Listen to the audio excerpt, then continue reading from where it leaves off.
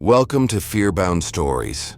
Please subscribe to the channel and tell us where you're watching from and what time it is where you are. Now let's begin. We moved into the house on Granger Hollow Road in late October. My wife, Sarah, had just gotten a teaching job in a rural school district, and the place was a steal. 4 bedrooms, a huge yard, a fireplace, and 10 acres of forest behind it. Too good to be true. It was.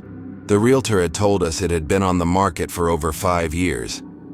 Bad location, she said, too far from town. But the house itself was clean, structurally sound, and had this old charm that Sarah loved. Creaky floors, antique doors, stained glass windows. The first week was fine. Then the knocking started. It always came between 2 and 3 a.m. 3 knocks, always in sets of 3. At first, we thought it was the wind or old wood shifting with the cold. It was fall after all. But then we realized it wasn't random. The knocking moved. It would start at the front door, then the back, then the attic hatch in the hallway ceiling. Always 3 knocks, always after 2 a.m. I tried staying up one night with a flashlight, but by the time I got to the door, there was no one there. No footsteps, no wind, just silence. I even installed a camera outside. It never caught anything. The second week, Sarah started sleepwalking. She had no history of it, but I'd find her in the kitchen at 2:30 a.m., just standing by the window, eyes wide open, breathing slow. When I'd call her name, she'd slowly turn, smile faintly, and say, "They're almost here." She never remembered saying that. Then things escalated. Lights would flicker whenever I walked into certain rooms. Our dog, Milo, refused to go upstairs. He would just sit at the bottom of the staircase and growl. One night I found every cabinet in the kitchen wide open. Not just open, violently flung. Plates shattered on the floor, and written on the fogged-up kitchen window in what looked like a finger swipe, "Stay downstairs." That was the first time I called someone. I reached out to a local historian, the kind who writes books about haunted courthouses and Civil War ghost towns. She agreed to come over and check the place out. She walked through the house slowly, said nothing for the first 10 minutes. Then she asked if we knew who had lived there before. We didn't. She pulled out a file from her bag. Apparently, the house had been built in 1910 by a man named Ernest Granger, a woodsman whose entire family had disappeared one winter. All 3 children and his wife were declared missing, but Ernest was never arrested. Rumor was he had gone mad. People said he used to sit on the porch at night and talk to the forest. In 1922, he vanished too. No trace. Only thing found was a note carved into the wall inside the attic. They called, I answered.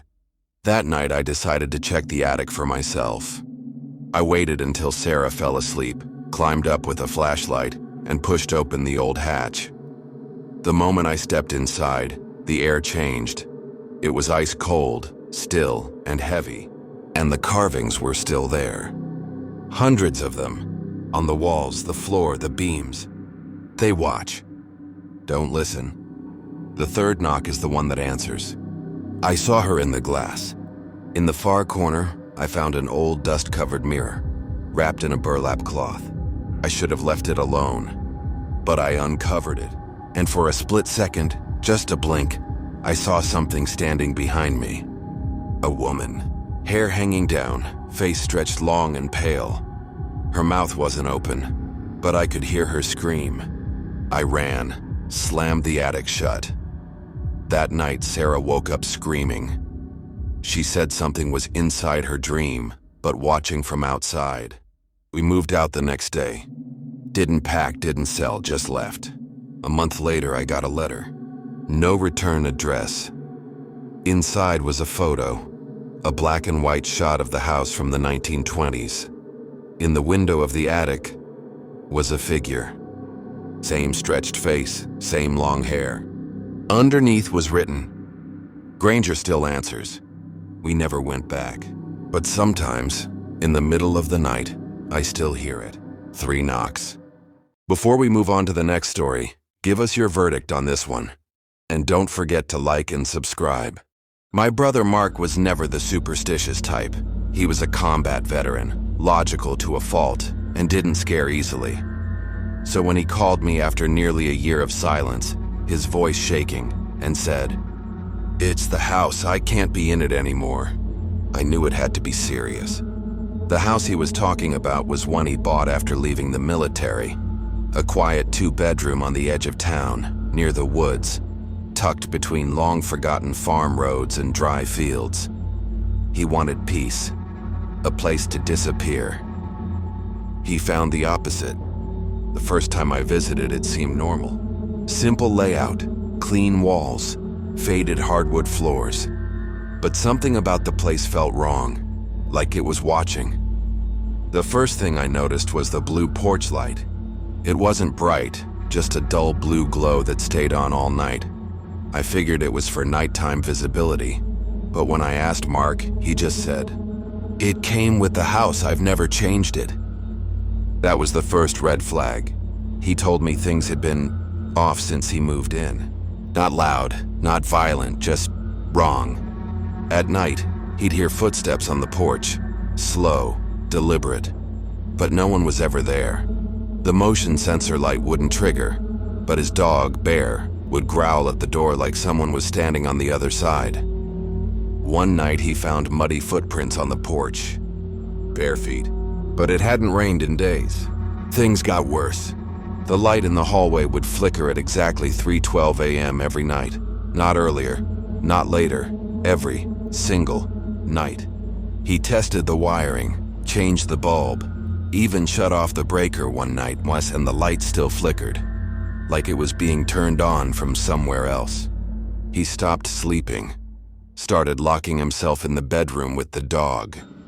And that's when the knocking started. It was faint at first, like someone tapping at the windows, then louder. 3 knocks at each window, circling the house, 1, 2, 3. Left side, right side, kitchen, bedroom. Then silence, until one night the knocks came from inside the hallway closet. He opened it. Nothing was there. But Bear, the dog, started barking violently at the back wall, a wall that didn't look like the others. It was older, unpainted, and the floor beneath it had faint water damage. That's when Mark finally called me. I went back the next morning with tools and we tore through the closet wall. Behind it was a narrow crawl space sealed with old boards. We broke them open, and what we found made my stomach twist. There was a small wooden chair, an old photograph on the ground, and a rope hanging from the ceiling. The photo was black and white, of a woman standing in front of the house. She was wearing a white dress. Her eyes were scratched out. On the back of the photo in faded ink it read, "Keep the blue light on. If it goes out, she comes back." We didn't speak. We just boarded it back up. That night, we both stayed in the living room, too scared to sleep. At exactly 3:12 a.m., the hallway light flickered. Then the power went out. All of it. And for the first time, the blue porch light also went dark. And the house fell silent until the sound started. A dragging sound, and slow and wet, from the hallway. Bear began to snarl and back away. We grabbed our phones, but they were both dead. I held my breath as the dragging sound stopped just outside the living room doorway. And then, something whispered, "You let it go dark." We left that night. Mark never went back. The house is still there, still listed for sale, though no one ever answers the door. And at night, if you drive past it, you'll see it. That blue porch light, still glowing. But sometimes, it flickers. Before we move on to the next story, give us your verdict on this one. And don't forget to like and subscribe. I used to work as a real estate agent in upstate New York. Old houses, Victorian builds, colonial estates with more stories than rooms. You see a lot when you walk through those places. Creaky floors, strange smells, doors that open into walls. But every now and then, you find something that shouldn't be there. One of my last listings was a late 1800s farmhouse just outside Hudson. The owners had inherited it from a great uncle and wanted it gone fast. They never lived in it, just packed what they wanted and gave me the keys. It was large but worn, sagging porch, peeling paint, shutters hanging on by rusted nails. Still, it had charm. And it had something else too. A room that wasn't in the blueprints. I discovered it the second time I visited alone. I was doing a walkthrough before the photographer arrived, checking rooms and lighting. That's when I saw the door, on the second floor, tucked between the bathroom and what had once been a nursery. A narrow wooden door with a brass knob, nothing unusual, except it wasn't on the floor plan. I even checked the listing file on my phone. It showed only 3 upstairs bedrooms and 1 bath. But here it was, a 4th door. Naturally, I opened it. The room was empty. No windows, faded yellow wallpaper, a wooden rocking chair in the corner, and a cracked mirror hanging on the wall across from the door. There were deep scratch marks on the floor beneath the chair, like it had rocked violently, over and over. I assumed it was just an undocumented storage space, weird but not unheard of. I stepped in. The air changed immediately. It was colder, still, like it hadn't been touched by outside weather in years. I looked into the mirror, and for just a second, I swear I saw a face behind mine. Not angry, not sad, just blank. Watching. I turned fast. The room was empty.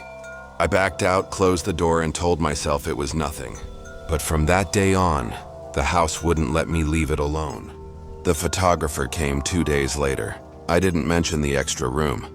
No need to complicate the listing. But later that night, she messaged me asking, "Hey, weird question.